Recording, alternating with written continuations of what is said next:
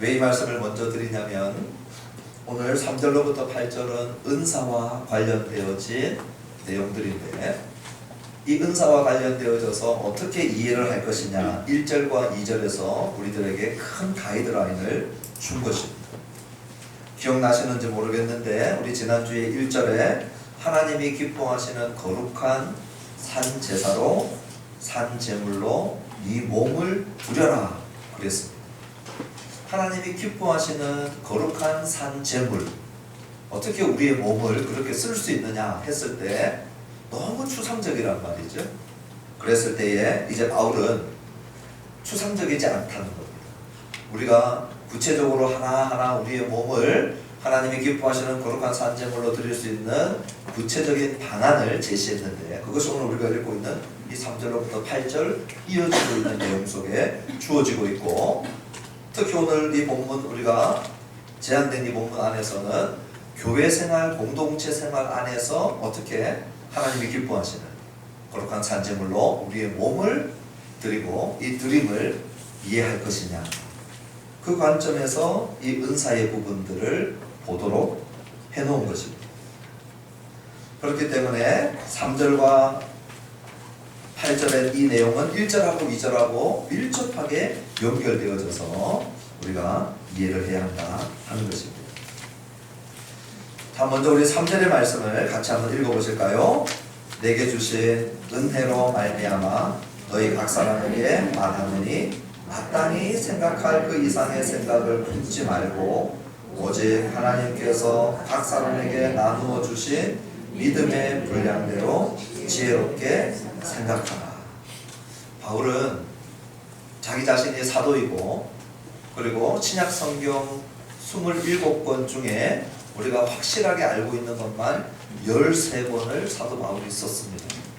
그렇기 때문에 이 사도 바울의 영향력과 그리고 사도 바울이 교회에 공헌한 것은 이루 말할 수 없는 중요한 역할들을 감당했는데, 뽀기고 싶고 자랑하고 싶고 교만거리를 찾아보면 사도 바울은 충분히 끄집어내서 할 말들이 많이 있었을 것입니다. 그런데 바울은 입만 열면 무슨 얘기를 하느냐? 하나님의 은혜 얘기하는 거예요. 오늘 3절을 또 시작할 때 너희들한테 내가 말하는데 바울은 내게 주신 은혜로 말미암아 이 말을 빼놓지 않는 것이죠. 우리가 지난주에 시작할 때에도 12장 1절에 내가 하나님의 모든 자비하심으로 그랬죠? 그러니까 하나님의 모든 자비하심, 하나님의 모든 은혜, 이 단어가 바울은 무엇을 하든지 그의 이 행동과 그의 삶과 그의 사역 가운데 한 중심에 있었다는 것을 우리가 눈치채게 됩니다. 은혜는 나는 자격이 없는데 하나님이 과분한 사랑을 베풀어 줬다는 거거든요. 자비는 하나님의 모든 진노와 형벌은 나한테 딱 맞는데, 딱 내 몫인데 하나님이 그것을 나한테 주지 않고 예수님께 다 돌려버리는 거예요. 십자가에서 예수님이 내 대신 모든 진노와 형벌을 다 받으신 거예요. 이것만 생각을 하면 가슴이 녹아내리고, 이것만 생각하면 내 교만과 내 자랑은 아랑곳 없어지고, 이 은혜와 자비를 잊어버리면 내 자아가 스물스물 기어 올라오고, 오늘 내가 주님 앞에 또 공동체 앞에 뭔가 좀 헌신하고 충성하고 뭔가 좀 업적을 쌓아 올릴 것 같은 어깨에 힘이 들어가고, 그런데 은혜와 자비만 생각하면 그럴 수 없더라는 것이죠. 그래서 바울은 늘 자비와 은혜를 마음에 두고 입에 두고 눈앞에 두고 깊이 묵상하고 깊이 생각하고 살아갔던 사람입니다. 오늘 시간 예배 드리는 저와 여러분이 우리가 1절 2절 지나고 오늘 3절 하기 때문에 1절 2절 거 제가 다시 많이 반복하지 않지만, 그러나 은혜를 중심으로 자비를 중심으로 살아가야 한다는 이 신앙의 깊은 진리를 놓치지 않게 되기를 주님의 이름으로 축원합니다. 이 은혜와 자비를 놓쳐버리면요 희한한 성도가 돼요. 아주 괴팍한 성도가 나옵니다. 괴물이 나오는 거죠, 괴물이. 그러나 은혜와 자비를 우리가 꼭 붙들고 있으면 우리의 위치를 금방 찾아가게 돼요. 하나님 앞에 우리가 얼마나 큰 은혜와 자비를 입은 자인가, 거기에서 모든 것이 시작하게 되는 것이죠. 지금 바울이 그거 얘기하고 싶은 것입니다. 그 다음에 너희 각 사람에게 말한다 그랬습니다. 너희는 복수입니다. 공동체죠. 로마 교회, 로마의 가정교회의 이 전체를 얘기하고 그 공동체를 얘기할 때 바울은 한 사람 한 사람을 잊어버리지 않았어요. 너희 전체를 얘기하면서 여기 앉아있는 한 사람 한 사람 전부에게 다 얘기한다. 오늘 이것이 왜 중요하냐? 하나님의 은혜를 거론하면서 바울은 은사로 나아가거든요. 이것이 왜 중요하냐면 하나님의 은사 얘기를 할 때 내가 너희 전체에게 얘기하고 각 사람에게 얘기한다. 한 사람 한 사람 모두에게 얘기한다. 이것은 뭡니까? 은사는 교회 공동체 안에 하나님의 은혜를 입은 자라면 누구도 예외 없이 전부 다 은사를 다 가지고 있기 때문에 지금 바울은 이렇게 얘기하는 거예요. 나는 은사가 없습니다. 저 사람은 은사가 많아 보입니다. 그래서 우리가 좀 시기하기도 하고 부러워하기도 하고 남의 은사가 커 보이고 나한테는 은사가 없어 보이고 내가 가지고 있는 은사는 별로 탁월해 보이지 않고 그렇지 않다는 거예요. 오늘 모든 신자들은 전부 다 은혜 받은 자고 은혜 받은 모든 신자 안에는 한 가지 이상 뭐가 있다고요? 전부 은사가 있어요.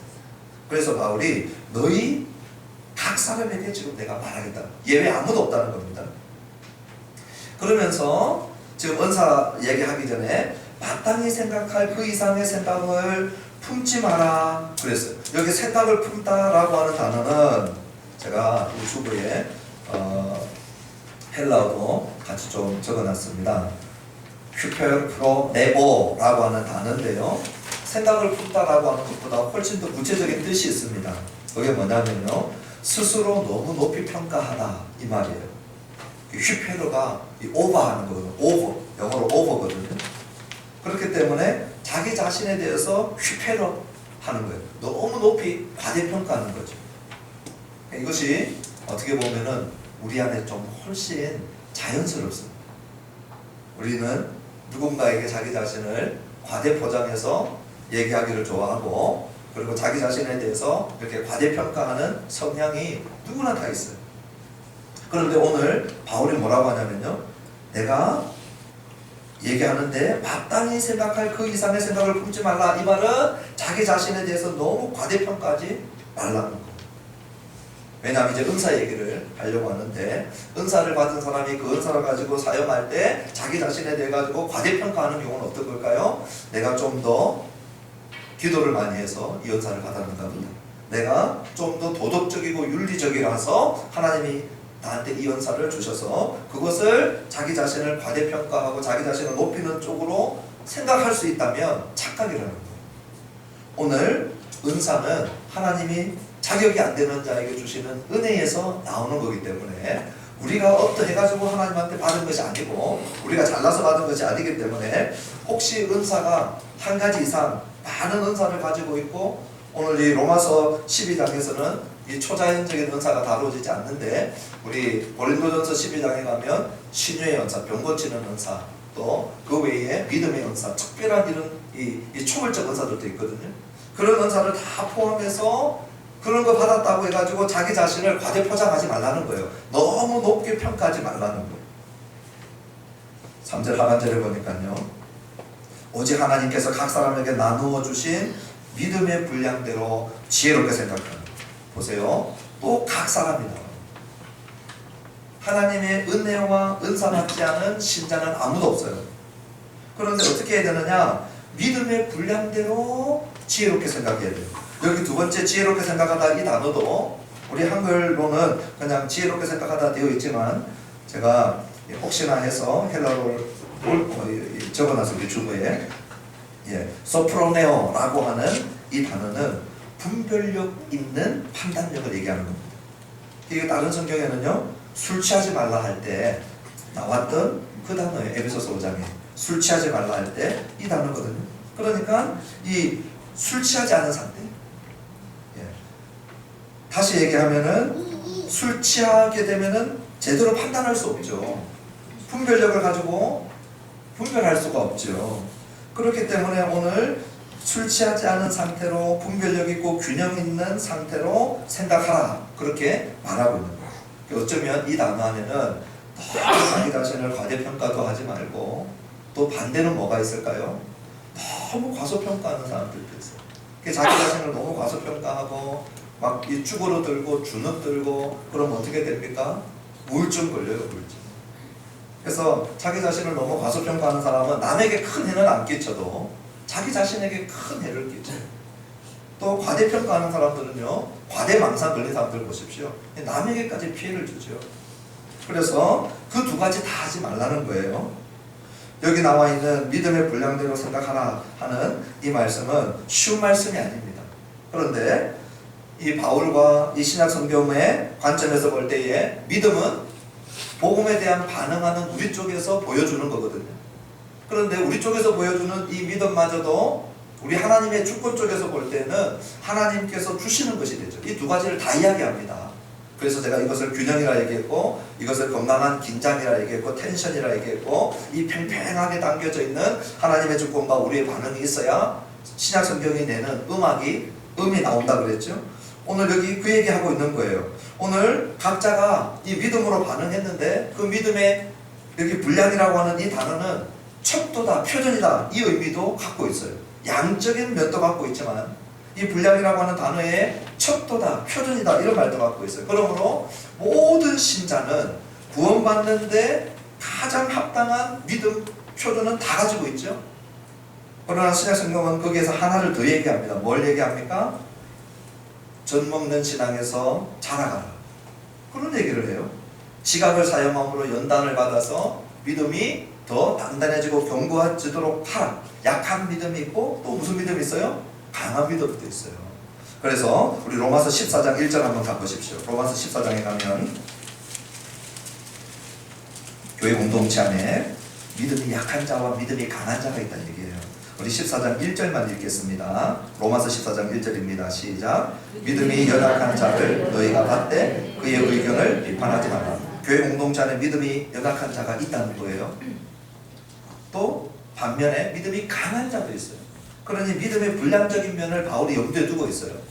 그러나 믿음이 약한 자도 시작점에 구원받는 믿음은 똑같아요. 표준 믿음은 다 갖고 있는 거예요. 거기서 믿음의 분량에 장선함과 또 연약함의 차이도 있죠. 그것을 생각을 해볼 때 오늘 바울이 여기서 얘기하고 있는 것은 뭡니까? 오늘 우리가 구원받는 믿음은 똑같이 받은 것이고 그것은 하나님이 우리에게 은혜로 주신 것이고 우리가 반응했지만 또 그 이면에는 하나님의 은혜로 우리가 받은 것이고 그래서 3절에서 얘기하는 것이 각 사람에게 나누어 주신 선물로 주신 은혜로 주신 그러므로 믿음 가지고 자랑해서는 된다 안 된다는 거예요? 안 된다는 거예요. 이걸 넘어가 버리면 어떻게 됩니까? 지혜롭게 생각하는 것이 아닌 것입니다. 마땅히 생각할 그 이상의 생각을 품어버리는 겁니다. 자기 자신을 너무 과대평가 그런 일들을 경계하고 시작을 하는 것입니다. 우리 4절과 5절 같이 한번 읽어보십시다. 시작. 우리가 한 몸에 많은 지체를 가졌으나 모든 지체가 같은 기능을 가진 것이 아니니 이와 같이 우리 많은 사람이 그리스도 안에서 한 몸이 되어 서로 지체가 되었느니라. 이제 은사 얘기하기 전에 바울이 6절부터 8절까지 7가지 은사가 나오거든요. 그 은사가 나오기 전에 4절과 5절에 다시 한 번 더 이 은사의 방향, 은사가 우리들에게 왜 주어졌느냐 이거 가지고 3절에서는 자기를 너무 과대평가하지 말고 그리고 술 취한 것처럼 이 분별력 없는 그런 생각하지 말고 잘 판단해라 얘기했지만 오늘 4절과 5절에서는 어디에 맞춰 놓냐면요 이 몸에다가 딱 기준을 맞춰.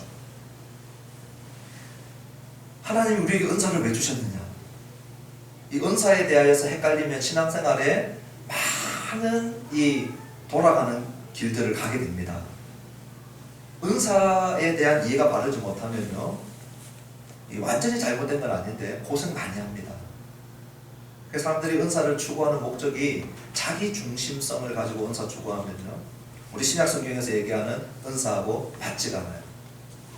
나도 저 사람처럼 신유의 기적을 베풀고 싶다. 왜요? 물어보면 신유의 기적을 베푸니까 사람들이 집중하거든요. 그리고 막 놀라운 이 능력을 가진 사람처럼 대우하거든요. 막 귀신을 쫓아내는 은사를 가졌거나 특별한 믿음의 은사를 가져가지고 그러한 이 막 은사적인 초월적인 은사를 가지고 행동하시는 분들이 교회 안에 있긴 합니다. 그런데 그 은사를 당신은 왜 사모하고 왜 구하고 왜 그 은사에 초점을 맞추고 있느냐? 전부 자기 중심. 나도 교회에서 좀 뛰어난 영성을 가진 사람처럼 비춰보고 싶습니다. 그런 것이 있다면 바울이 이미 틀렸다는 거예요. 자기 중심성이 아니고 몸 중심성이에요. 몸 중심성. 바울이 늘 얘기하고 있는 이 몸은 그리스도의 몸이고 교회를 얘기하고 교회 공동체를 얘기하는 겁니다. 이 교회 공동체의 머리는 딱 한 분 우리 예수님이고 머리를 중심으로 해서 온 몸이 지체를 가지고 있는데 손가락, 발가락, 눈, 코, 귀, 입 전부 다 이게 지체죠. 그럼 이 다양한 지체가 뭘 이루고 있느냐? 한 몸을 이루고 있고 이 한 몸을 이루는 데 있어서는 이 지체가 다 필요하다는 것입니다. 예를 들어서 내가 이 손으로 뭔가를 가서 짚고 싶은데 발이 없으면 한 발자국도 못 가요. 내 손발이 다 있어도 눈이 없으면 내가 짚고 싶은 거 하나 딱 집어서 올리지 못합니다. 그러니까 우리는 함께 움직여야 돼요. 한 몸이 돼야 돼요. 그런데 교회 안에는 다양한 형태의 기능도 있고 직분도 있고 은사도 있고 믿음의 수준도 있고 다 다르거든요. 그러니까 인간적인 수준에서는 전라도 사람, 경상도 사람도 있고 서울 사람, 지방 사람도 있고 교육을 많이 받은 사람, 못 받은 사람도 있고 경제적인 부의 차이도 나기도 하고 성별로도 나누어지기도 하고 여러 형태가 모여 있어요. 한번 생각해 보십시오. 교회와 같은 집단이 있는가? 이게 참 희한한 집단입니다. 우리 동창회 가면요 다 동기들이에요. 같은 학교 출신들이에요. 반창회 가면 같은 초등학교 같은 반 출신들이에요. 반상회 가면 같은 지역 사람들이에요. 우리 군 제대하신 분들은 이 전후에 가면 자기 사단 출신들이에요. 골프 클럽은 골프 동호회예요. 등산 동호회. 전부 특화되어 있어요. 교회는요 다양함이 이루 말할 수가 없어요. 편차가 이루 말할 수가 없어요. 그런데 그렇게 돼야 된다. 교회 안에 다양한 지체가 있고 다양한 직분이 있고 다양한 기능이 있고 이 다양성을 가지고 이제 은사 얘기하기 전에 이 부분을 얘기한 것은 뭐냐? 이제 은사로 들어갈 텐데 은사도 다양하다는 거예요. 오늘 우리가 7가지 얘기했지만 고린도전서 12장, 에베소서 4장에 훨씬 많은 은사들을 얘기하고 있는데 똑같아요. 전부 다 한 방향이에요. 뭡니까? 그리스도의 몸을 세우려 합니다. 은사가 왜 주어졌느냐? 교회 공동체를 견고하게 하고 단단하게 하고 교회 공동체의 덕을 세우기 위해서 줬다는 거예요. 이걸 잊어버리면 어떻게 됩니까? 은사를 추구하는 목적 자체부터 잘못되었고 그런 사람이 은사를 가지고 있거나 설령 이미 받았다 할지라도 잘못 사용할 수밖에 없는 거예요. 교만해지는 거죠. 바울이 하지 말라는 거 3절에서 얘기했던 거 딱 그 상태로 갈 수밖에 없는 겁니다. 그래서 4절과 5절에서 바울이 한 몸에 많은 지체가 적고 같은 기능 가진 것 아니다 그렇게 얘기하고 있고요. 한 몸은 어디에서 이루어지느냐? 5절에 보십시오. 그리스도 안에서 이루어집니다. 교회 공동체가 왜 끈끈하게 하나로 엮여지는지 아십니까? 같이 그냥 밥만 먹어서 되는 게 아니에요. 같이 밥만 먹으면 밥 먹는 수준의 교제입니다. 그런데 예수님 때문에 연결되어져서 밥 먹으면요 그건 밥 먹는 그 이상인 거예요. 예수님 때문에 만나서 커피 마시면요 그거는 단순히 커피 마시는 거 이상이에요. 예수님의 자비와 예수님의 은혜가 우리를 막 엮어놓은 거예요. 그래서 세상이었으면 같이 안 만날 사람인데 같은 클럽에 있거나 같은 동호회에 있거나 같은 반상에 있거나 같은 동창에 있거나 그런 사람이 아닌데 그리스도 안에서 만난 거예요. 그래서 그리스도 안에서 우리가 한 몸을 이루어 나가는데 이 다양함들이 통일성을 이루어가도록 오늘 4절과 5절에서 말씀해주고 있는 것입니다. 이제 6절로부터 8절에는요 하나하나 바울이 로마서 12장의 7가지 은사 얘기를 하고 있습니다. 우리 6절 같이 한번 읽어보시겠습니다. 시작.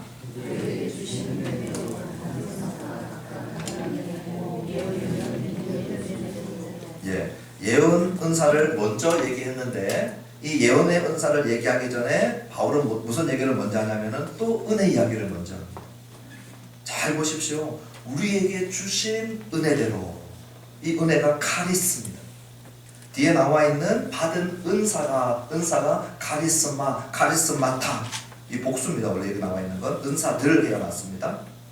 그러니까 은사는 어디서 나오느냐? 카리스마타는 어디서 나오느냐? 카리스에서 나와요. 은혜에서 나와요. 이 은혜는 우리가 획득한 게 아니고 받은 거예요. 자격 없는 우리에게 자격 되시는 그분께서 싸우려 손을 준 게 아니고 아들을 주신 거죠. 그 안에 모든 게 다 들어있거든요. 그러니 바울은 또 은혜로 돌아가요. 우리에게 주신 은혜대로 그 은혜에서 뭐 받았느냐? 은사 받았는데 각각 다르다는 거예요. 한 사람 한 사람 은혜 받은 자는 전부 은혜 있다. 은혜 받은 자는 전부 은사 있다. 그리고 그 은사는 전부 다 똑같지가 않다. 다르다. 그 다른 다양성 안에서 우리가 추구하는 건 뭐예요? 한 몸을 세우는 이 통일성을 추구하면서 나가도록 우리들에게 말씀하고 있는데, 첫 번째 예언의 은사를 얘기합니다. 이 예언의 은사를 우리 구약의 선지자들이 예언했던 예언과 우리가 구별해서 이해를 해야 되고, 그리고 우리 개신교회에서 이 예언의 은사를 설교라고 우리가 많이 가르쳐 왔습니다. 저는 충분히 동의합니다. 설교가 하나님의 말씀을 그 백성들에게 선포하는 거죠. 이 예언적 사역을 하는 것입니다. 그렇기 때문에 설교 사역은 예언적 사역입니다. 틀림없어요. 그런데 신약 성경에 한 가지 더 얘기하는 게 있습니다. 은사와 관련돼서 예언을 얘기할 때가 있다는 것입니다. 그 예언을 대표적으로 보여주고 있는 것이 몇 군데가 있었는데, 그 중에 하나가 이 사도행전에 가면 아가보라고 하는 사람이 흉년이 될 것에 대해서 얘기를 합니다. 사도행전 11장 28절에 가면 아가보가 예언을 하는데 큰 흉년이 될 것이다, 그렇게 예언을 했어요. 그리고 흉년이 들었습니다.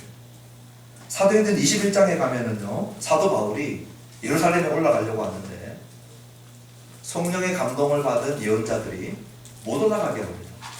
그 예언자들을 언급할 때 누구도 있냐면 우리가 아는 전도자 빌립, 그 빌립의 네 딸이 예언하는 예언자들이다, 그렇게 얘기했습니다. 그러면서 구체적으로 이렇게 얘기했습니다.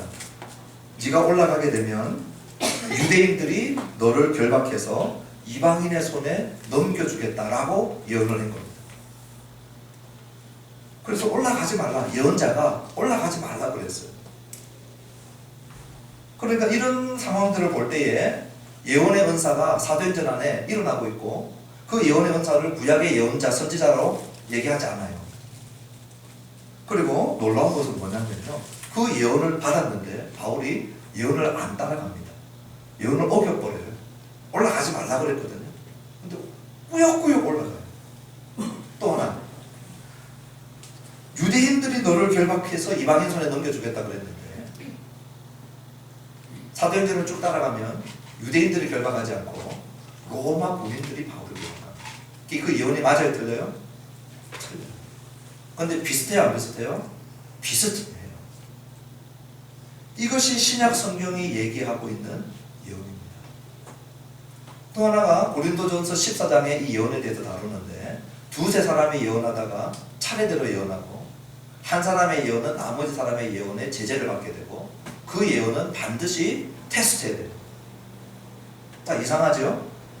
구약의 선지자, 구약의 예언자의 예언은요, 아멘하고 안 받으면 우리가 하나님의 명을 거역하는 자가 됩니다. 신약의 이 예언, 일부 예언자들이 은사적인 예언을 했는데 바울은 안 받을 자유도 있었습니다. 거절했어요. 올라갔습니다. 그리고 그 예언은 정확하게 맞지 않았습니다. 많이 비슷했지만 일치하지 않았습니다.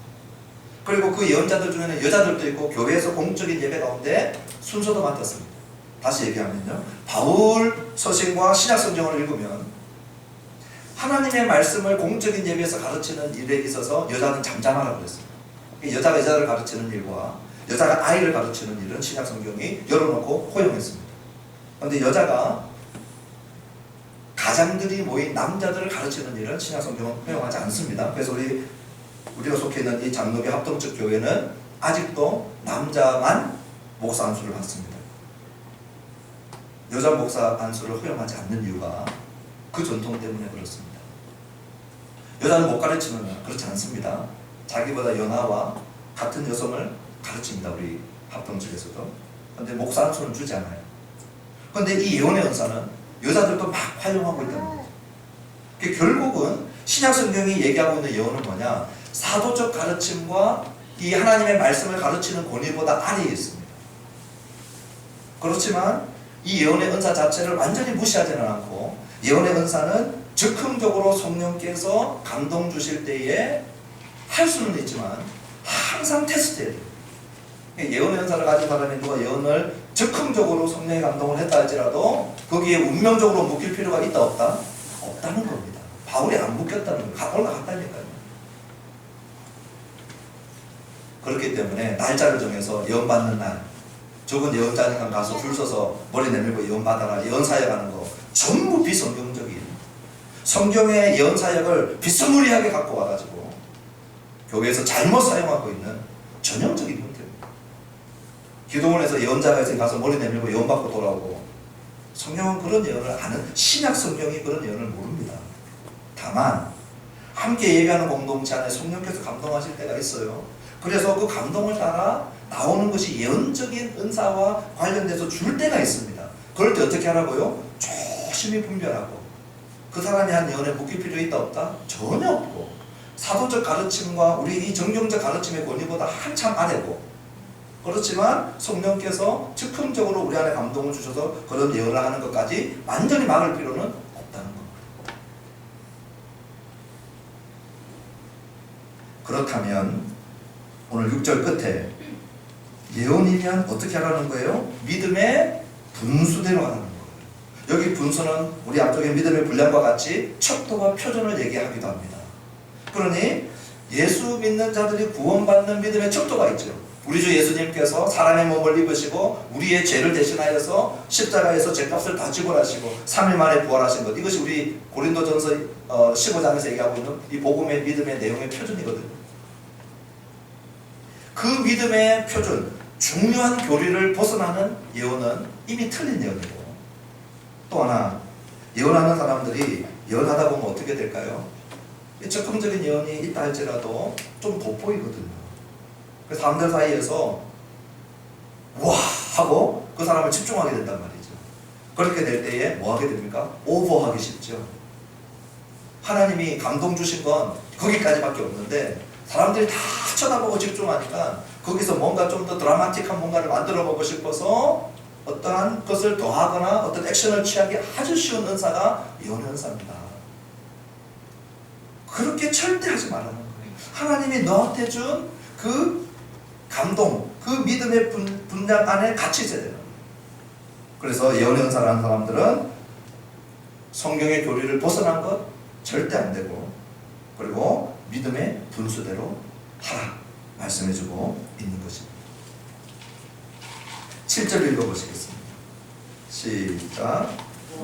꼭 섬기는 일이면 섬기는 일로, 가르치는 자면 가르치는 일. 자, 두 번째 섬김에 대해서 얘기하고 있는데, 우리가 섬김하면 주로 주방, 청소 이런 거 많이 생각나시죠?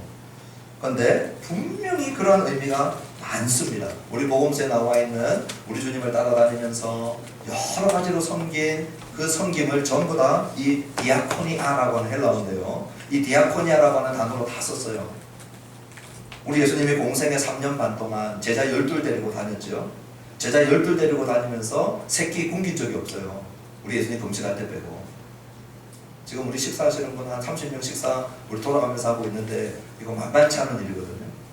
그런데 매일매일 3년 반 우리 예수님이 밥에 먹인 거 아닙니다. 우리 예수님이 돌돌 명화에서 떡덩이로 만들고 막 이렇게 한 적 없잖아요. 어떻게 했어요? 따라다니는 무명의 헌신된 여인들이 그거 다 섬겨주셨고, 어느 집에 들어가면 그 집에서 섬겨준 거예요. 그런 모든 섬김도 디아코니아, 섬김이에요. 그런데 놀라운 것은 신약 성경에 이 디아코니아라고 하는 단어가 어디에서 쓰이냐면요, 사도 바울이 사도의 직분을 감당했을 때 자기의 직분 얘기할 때 헬라어로는요 디아코니아를 씁니다.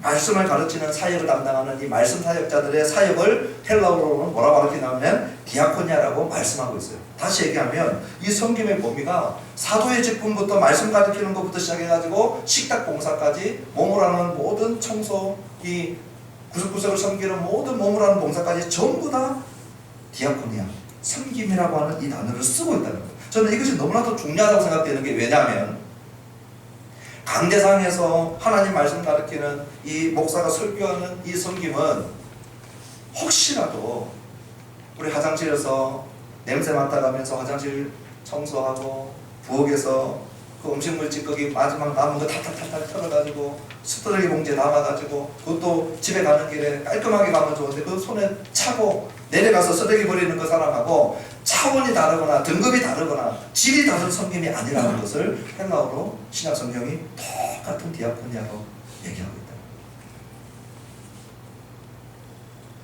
그러나 뒤에 가르치는 자 따로 나오기 때문에 여기서 나오는 섬김은 주로 육체적 사역을 통하여서 봉사하는 그 섬김이 우선될 것입니다. 그 섬김을 섬기는 자들은 나는 하등한 은사로 섬긴다 생각해서는 안 된다는 거예요. 그래서 디아코니아라고 하는 단어를 쓰고 있는 거죠. 그러면 뒤에 뭐라고 얘기하고 있습니까? 섬기는 일이면 섬기는 일로. 이 웃긴 말 같잖아요. 이게 도대체 무슨 말입니까? 섬기는 자가 은사를 가지고 섬기는데 어디에 집중해야 되느냐? 섬김 그 자체에 깨끗하게 집중을 하는 거예요. 우리 사람의 심리가 어떤 게 있습니까? 인정받고 싶어 하거든요. 내가 이렇게 섬겼는데 목사라고 하는 사람이 알아주지도 않더라. 이게 섭섭이가 싹 들어오면요 금방 시험 들어요. 내가 저렇게 물질로 섬겼는데 아니 교회에 이 하나님 교회는 이 헌금한 거 이거 티도 안 내고 좀 헌금 많이 하면 이름도 올려놓고 이러면 좋은데 그런 것도 안 하고 봉투도 좀 읽어주고 하면 좋은데 읽어주지도 않고 자칫하면요 우리가 좀 인정받고 섬기는 사람들 안에 그런 마음들이 있다면 오늘 방향을 잡아주는 거예요. 섬기는 은사를 가진 자는 어디에 집중하라? 섬기는 일 그 자체로 시작이요 끝이요 그것으로 집중해 초점을 다 맞춰 놓아요. 두 번째 7절 두 번째 가르치는 자면 뭐 하는 것입니까? 가르치는 일로 그랬어요. 가르치는 자도 그의 은사를 따라 집중하고 초점을 둘 것이 가르침에 있는 것이죠. 그것을 가르쳐가지고 예수님 제자로 안 만들고 다 자기 편 만들어버리고 그렇게 하지 말라는 거예요. 가르침에 영향을 받은 사람을 예수님 제자로 키워야 되는데 그냥 사람 제자로 다 만들어 놓고 그렇게 하지 말라는 거예요. 가르침에 집중하는 것입니다. 우리 8절 한번 읽어보십시다. 시작.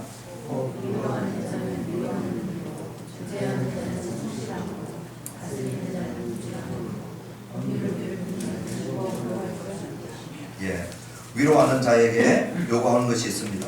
그것은 뭐냐? 역시 위로하는 일에 초점을 두라는 것입니다. 여기 위로하다라고 하는 말은 우리 옛날 성경은 권면하다 그렇게 얘기했어요.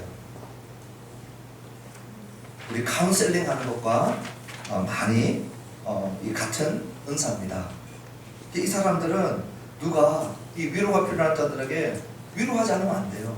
그게 너무 부담스러운 거예요. 그래서 가서 위로하고 또 위로할 때에 그 위로의 열매가 맺히는 것이죠. 위로함을 주고 그 위로하는 일을 하는 자도 어디에 집중하는 것입니까? 위로하는 데 집중을 해야 되는데 위로하러 갔다가 뭐 하기 싫느냐? 그냥 처음은 위로하러 갔는데 나중에는 자기 자랑 나오고 위로하러 갔다가 그 사람하고 자기하고 그 사람한테 상처되는 말 그냥 툭툭툭 던지고 위로하러 갔다가 위로가 안 되고 나중에는 상처를 주고 그리고 이 사람은 지금 위로를 받아야 될 사람인데 오히려 더 큰 부담과 상처를 안고 돌아올 수 있는 그러한 경우들이 많이 있죠.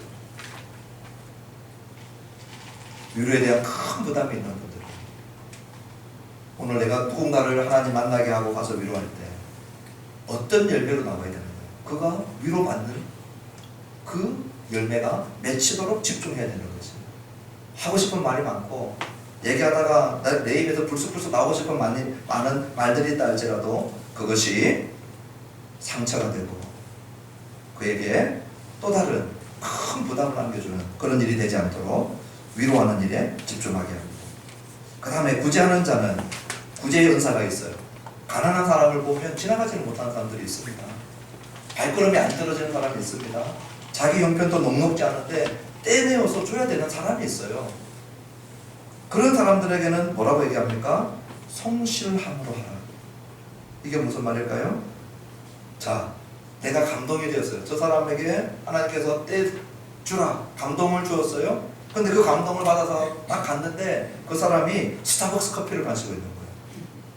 아니, 맥심 인스턴트 커피도 아니고 주제에 스타벅스 커피를 마셔? 이런 거 하지 말라는 거예요. 하나님이 주신 감동을 가지고 도와주도록 했으면 가서 성실함으로 도와주라. 하나님이 분명히 나한테 감동을 줬는데 그 사람하고 직접적이든 간접적이든 오늘 내 기분이 안 좋아졌어요. 그래서 하나님 주신 그 감동으로 하는 자들은, 구제의 은사를 베푸는 자들은 어떻게 해야 돼요? 오늘 내 기분하고 상관없이 뭐 해야 되는 거예요? 성실함으로 구제하는 거예요.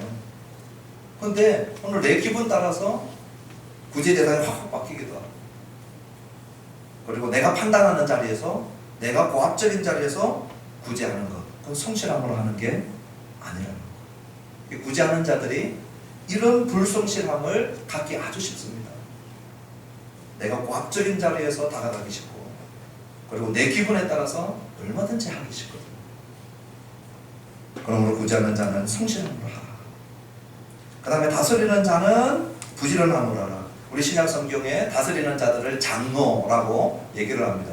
장로는 두 종류인데, 하나는 가르치는 장로, 그리고 또 하나는 우리 시무, 치리 장로죠. 시무하는 장로. 우리 대한예수교 장로에는 두 종류의 장로입니다. 담임 목사도 장로인데, 담임 목사는 가르치는 장로. 또 우리 교회 아직까지 없지만 우리 이제 안수 집사님들 중에서 또 이제 장로님으로 피택되어지면 장로고시를 쳐야 됩니다. 공부도 해야 되고, 그렇게 해서 장로가 되는데, 그 장로님들은 시무 장로, 다스리는 장로들. 많은 행정들, 교회의 많은 부분들을 함께 다스려 나가는 거죠. 그런 다스림에 있는 자들은 뭐라는 겁니까? 부지런함으로 하는 거예요. 다스림에 있는 자리들은 리더십의 여러 형태의 자리에 가 있는 거거든요. 그렇기 때문에 태만하거나 게으르지 말라는 거예요. 자기의 이 다스리는 직분을, 그 은사를 가지고 부지런함으로 섬기도록 하는 것입니다.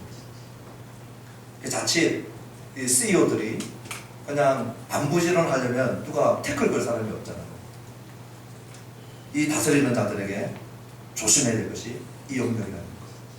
그래서 다스리는 자들은, 그 은사를 받은 자들은, 그 은사로 헌신할 자들은 어떻게 된다는 거예요? 부지런하라 말씀하는 것입니다. 마지막으로 긍휼을 베푸는 자는 즐거움으로 하라, 그렇게 얘기하고 있어요. 여기 긍휼을 베풀다라고 하는 것은 이 정신적으로 또 영적으로 경제적으로 긍휼의 대상들이 있죠. 그런 사람들을 만나서 긍휼을 베풀면 소위 우리가 많이 얘기하는 이런 얘기들을 하죠. 내 에너지가 오늘 다 고갈되었다. 이 끊임없이 한쪽에서 줘야 되니까. 그러니까 긍휼 사역을 하는 사람은 내 쪽에 있는 에너지가 고갈되기 아주 쉽습니다. 오늘 여기 긍휼이라고 하는 단어 자체도 이 똑같은 이 헬라어 어근이 마태복음 6장 3절에 보니까 너는 구제할 때 오른손이 하는 것을 왼손이 모르게 하라. 그때 같은 어근을 쓰거든요.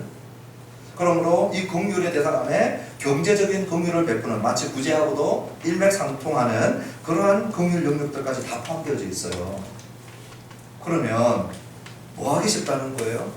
일방적으로 내 쪽에서 상대편에게 계속 주다 보니까 이 피곤해지고 짜증날 수 있고 불평하기 쉬운 그러한 이 은사와 직분이 이 긍휼 사역일 수 있어요.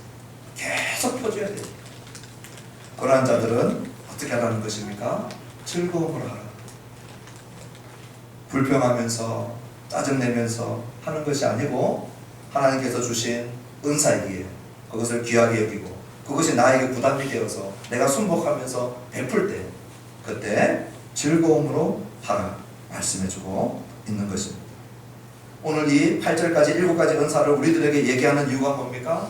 오늘 여기 나와 있는 은사 중에 초월적인 은사나 소위 얘기하고 있는 초자연적인 은사를 바울이 하나도 거론하지 않았습니다. 그 말은 뭡니까? 교회 은사는 맨날 병 고치고 귀신 쫓고 또 신비한 언어를 말하고 그런 것만 있는 것이 아니라는 거예요. 오늘 여기 나와 있는 많은 은사들은 그런 거하고는 어떻게 보면 거리가 먼 은사들입니다. 또 하나 은사를 생각할 때마다 저와 여러분들이 꼭 기억해야 될 것이 있는데 그것은 뭐냐? 혹시 나는 은사가 없는 것이 아닌가? 그렇지 않다는 거예요.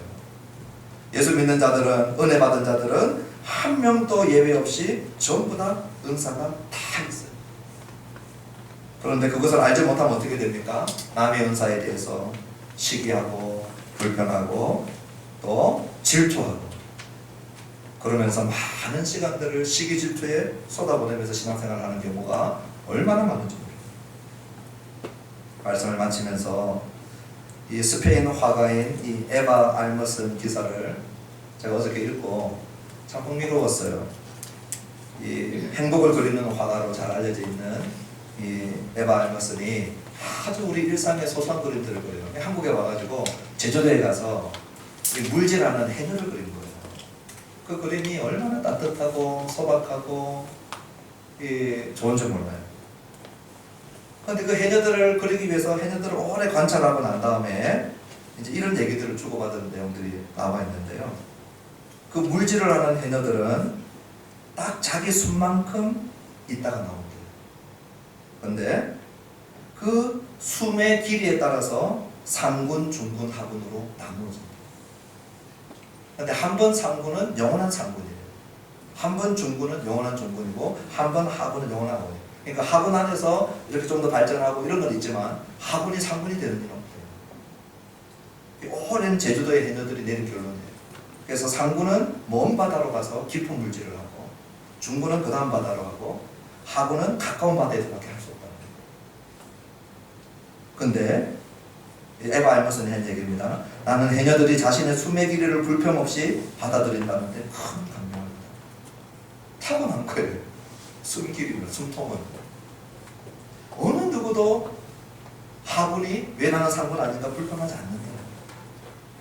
자기의 숨 길이만큼 유지하는 것, 그것이 그들에게 생명이고 또 과욕을 부리면 무덤이 된다는 거예요. 어머니하고 딸이 같이 물질하러 갔다가 한쪽이 못 나오는 경우가 있어요. 언제 못 나오느냐? 자기에게 준 이 숨통의 길이, 그것을 넘어서 과욕을 부릴 때 한쪽이 죽어 나오는 거예요. 그래서 바다에 들어가서 캐내어 나오는 생명을 주는 저 바다가 죽음이 될 때가 언제냐? 그 자기의 이 숨길이를 넘어서서 과욕을 부릴 때라는 거예요. 그래서 그런 시행착오를 통하여서 해녀들은 자기의 숨길이가 어딘지를 알고 거기에 맞게 이 물질을 한다.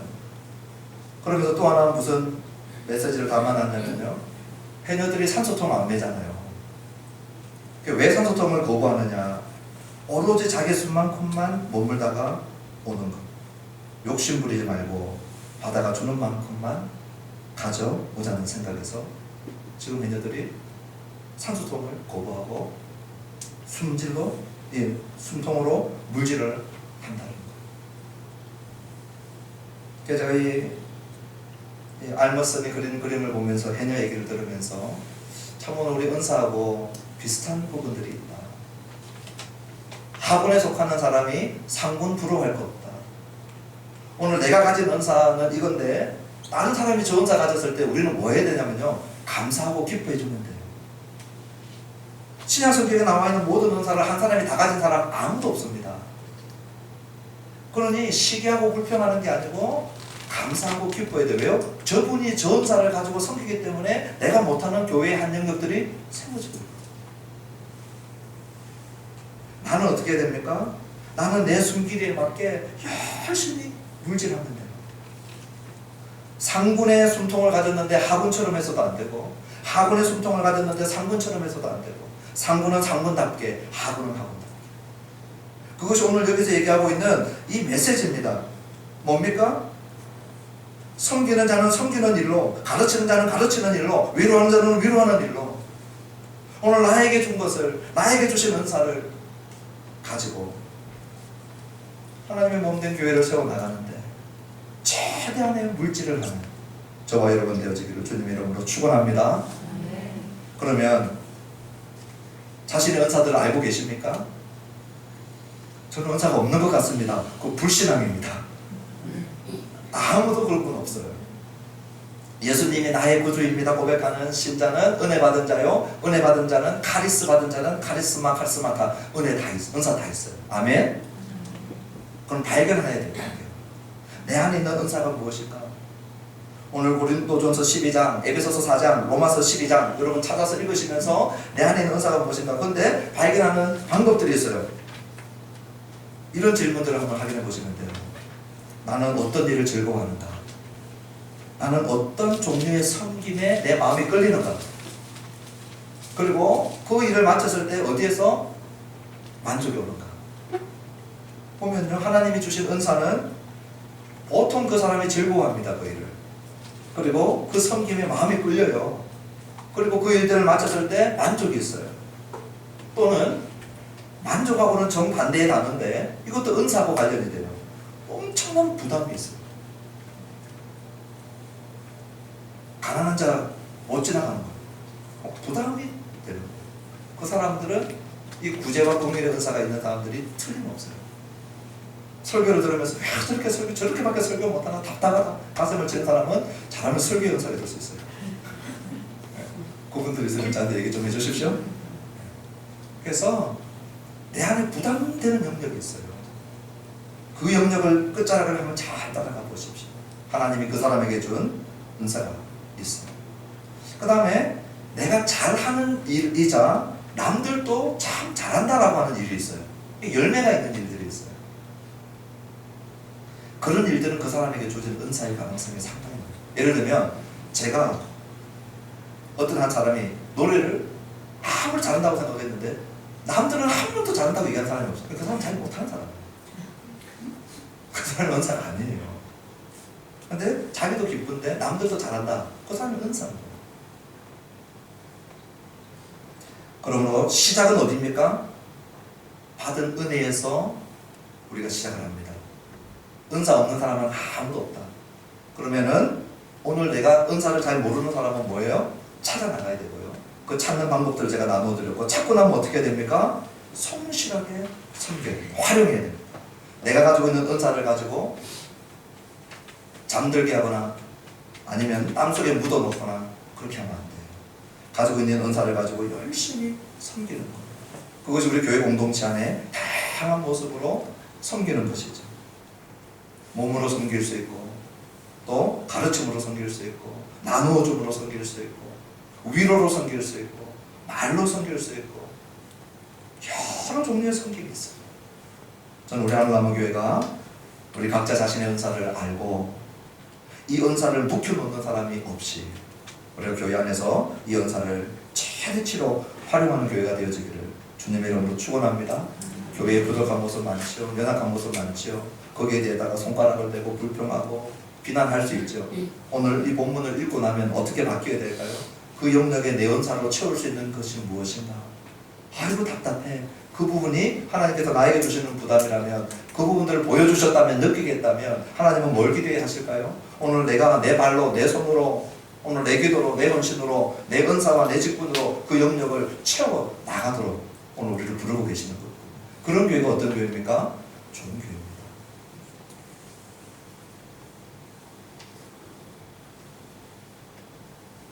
마지막으로 재능과 은사는 구분될 수 있어요. 악기를 잘 다루는 재능을 가졌다고 그것이 하나님이 교회에게 우리 성도에게 주시는 은사가 안 됩니다. 노래 잘하는 가수들 많죠. 근데 그들이 교회를 세우는 일과 상관없이 재능만 발휘할 수도 있는 것이죠. 그래서 은사는 반드시 재능 같지만 재능보다 다른 독특한 점은 뭐예요? 그 은사는 자기 자신만을 위해 준 것이 아니고 그리스도의 몸, 이 교회를 세웁니다. 교회에게 덕을 끼치고 교회를 견고하는데 사용되기 때문에 단순한 재능 이상이라는 것을 저와 여러분들이 기억하라. 오늘 나에게 주신 은사를 발견하고 나에게 주신 은사를 활용하고 그 은사를 통하여서 우리 하늘나무 교회의 여러 빈자리들과 연약한 부분들이 잘 메꿔져 나서 그리스도의 몸이 건강하게 세워지는 2020년도 되어지기를 주님의 이름으로 축원합니다. 우리 찬양하십시다. 주 안에 우리 하나.